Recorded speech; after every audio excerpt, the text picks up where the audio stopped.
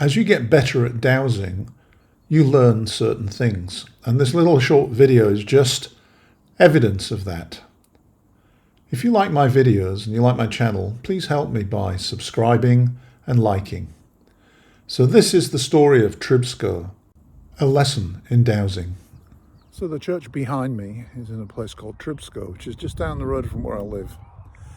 And I've been here several times before.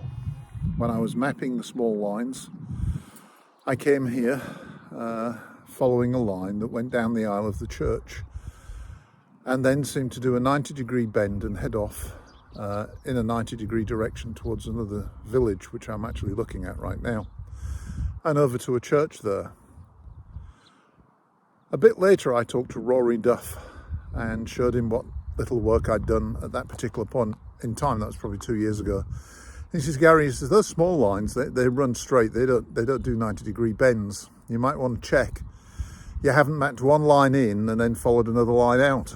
So I brought a friend here, Mark, and asked him one lunchtime if he'd just sort of bear with me and do a bit of dowsing. He'd never dowsed before, so he did. He walked around the church, and sure enough, he picked up another line coming through the middle of the church, not down the aisle.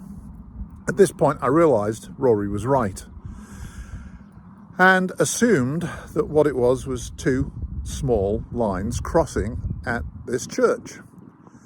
Well, to cut a long story short, about a month ago or so, I discovered two 90 pace wide lines down within about 100 metres of my own apartment, and I've been following them out in the other direction.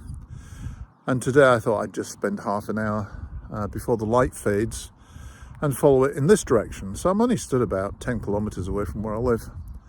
And of course, come to find out that the line running through the middle of the church, not down the aisle, is a 90 pace wide line, the very same one that runs behind my apartment. In fact, it's the female line. And if you look on the other side of me, you'll see the graveyard.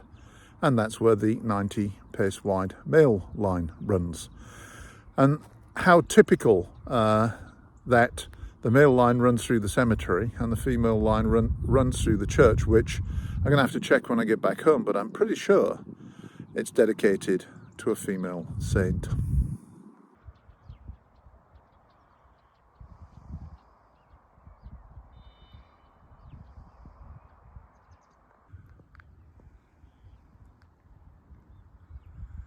I've seen the light.